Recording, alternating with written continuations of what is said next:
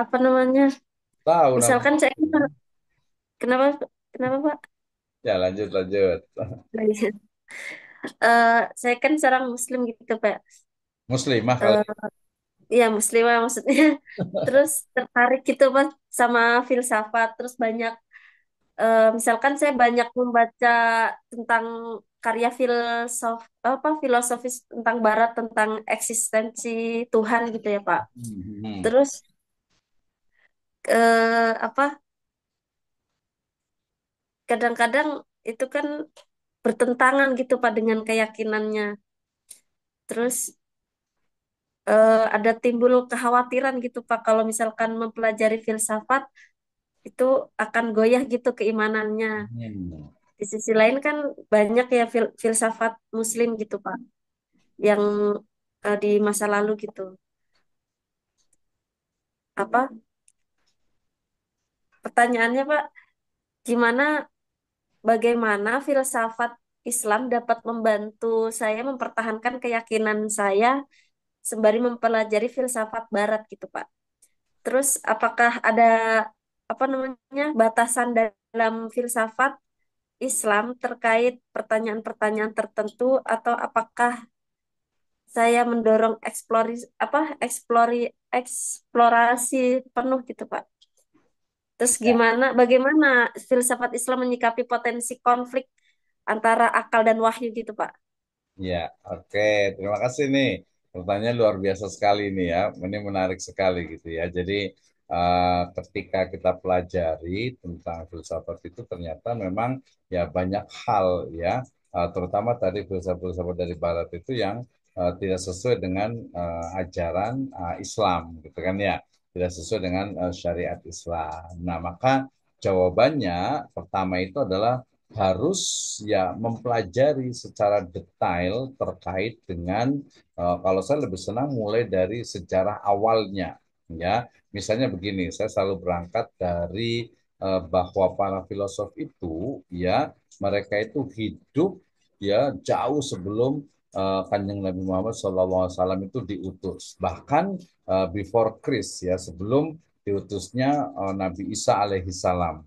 Ya, nah, disinyalir itu dekat dengan masanya yang disebut dalam Al-Quran itu dengan Luqman Al-Hakim. Ya, nah dari sini kita akan menemukan bahwa filosof-filosof Yunani itu sebenarnya yang mereka itu berpikir, ya berpikir tentang khususnya yang di alam yang awal itu adalah tentang filsafat alam. Ya, bagaimana penciptaan alam semesta, kemudian bagaimana manusia itu ada, kemudian zat awal dari apa semesta itu apa, termasuk sampai kepada filsafat ketuhanan yang mencari apakah Tuhan itu ada, seperti apa, bagaimana, kemudian bagaimana cara membuktikan Tuhan itu ada. Nah, itu ya. Kenapa? Karena memang mereka tidak mendapatkan wahyu, kemudian murni dari logika mereka.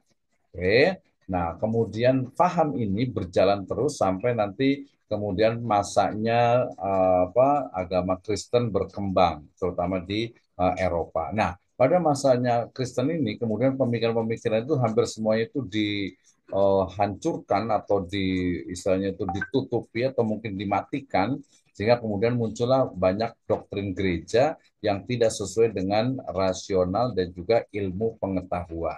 Nah, tapi di sisi lain sebelum itu ya kemajuan dari Baghdad ya kemajuan dari khalifah masanya sebenarnya mulai dari Umayyah tapi puncak itu pada masanya Harun ar-Rasyid di mana penerjemahan buku-buku Yunani ke dalam bahasa Arab yang kemudian memasukkan pemikiran-pemikiran termasuk dari filsafatnya Yunani yang kemudian malah dikembangkan oleh orang Islam. Nah, disinilah kemudian para ulama paling utama nanti Al-Kindi, kemudian Ibnu Rus, kemudian Ibnu Sina itu menjawab dari berbagai pemikiran filsafat Yunani ya. Nah, sehingga pemikiran-pemikirannya itu sering sekali kadang cenderung apa ya mengalami ya kalau teori sosialnya itu adalah akulturasi.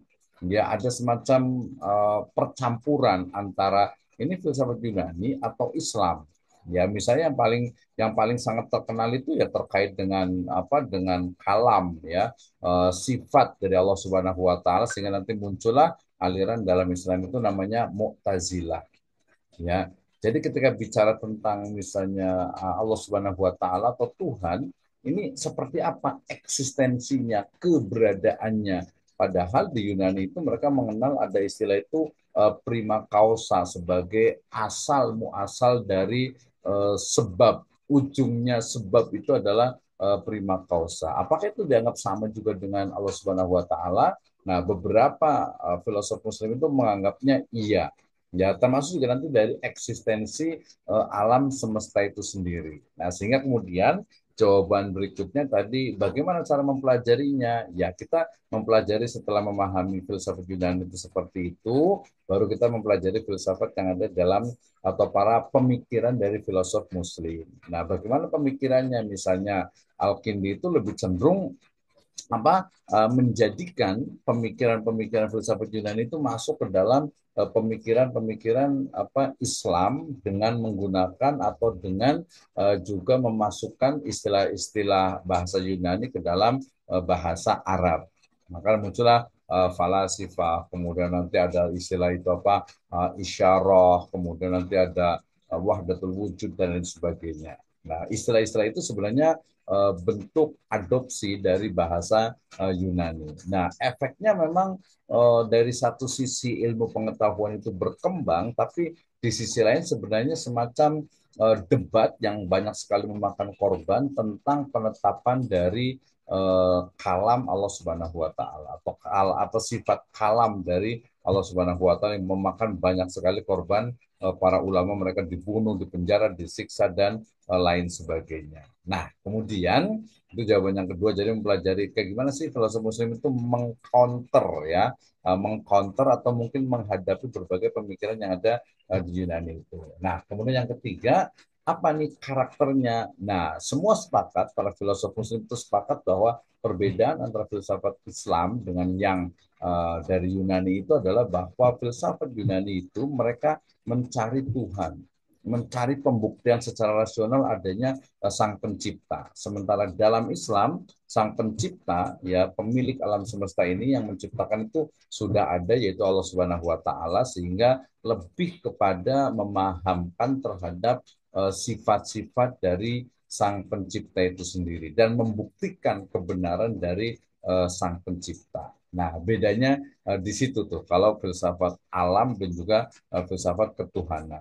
Nah, terkait juga misalnya dengan materi, tentang energi, tentang sesuatu, hakikat dari segala sesuatu, gitu ya. Nah, itu juga dikaji dalam misalnya memang ujungnya adalah beda nih, ya.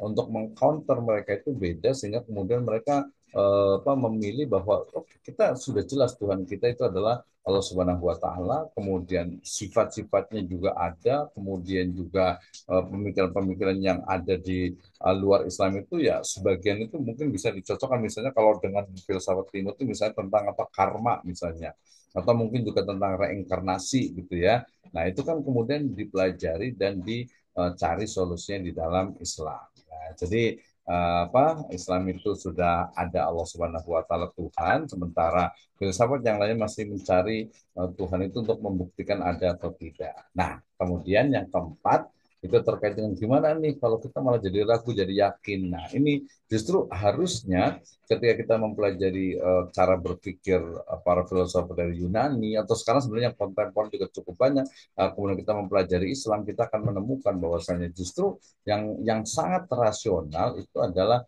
Islam, termasuk Tuhan yang paling rasional dalam artian itu yang sangat mungkin nanti boleh cari di AI gitu ya, itu adalah justru di dalam Islam gitu, karena dia sangat logis seperti itu ya. Kemudian nanti ya ditambah juga kalau dalam itu ya dengan doa, kemudian juga dengan istilahnya itu mempelajari dengan sungguh-sungguh, dengan ikhlas karena Allah Subhanahu wa taala, mencari kebenaran, sehingga kemudian oh ternyata ya wajar saja Yunani itu mereka nggak ada nabi, nggak ada wahyu, sehingga mereka ya masih cari-cari. Tapi kalau di Islam itu dia lebih maju, selangkah lebih maju, karena ya Tuhan itu sudah ada, tinggal dibuktikan, sifat-sifat kalamnya juga sudah ada, tinggal sudah ditetapkan, tinggal kita fokus di sana. Nah, Kemudian ketika bicara tentang itu juga sekarang ini sebenarnya yang lebih menarik itu justru malah apa yang disebut dengan istilah itu filsafat digital, terutama nanti dari sisi materialisme dan juga pragmatisme, serta sekarang yang cukup menarik itu adalah agnostik,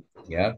Agnostik di mana dia bukan ateis. Kalau ateis kan betul-betul tidak percaya Tuhan, Tuhan tuh nggak ada, ateis gitu ya. Tapi kalau ini percaya Tuhan itu ada gitu ya, tapi nggak mau beragama atau tidak percaya dengan agama. Wah, ini kan yang cukup apa sih, berbahaya gitu ya, berbahaya. Jadi dalam Islam, apalagi nanti kaitannya dengan hukum Islam, ya jelas sekali bahwasanya Allah itu adalah Al-Hakim yang memutuskan syari, yang memberi syariat yang itu untuk kebaikan dari umat manusia.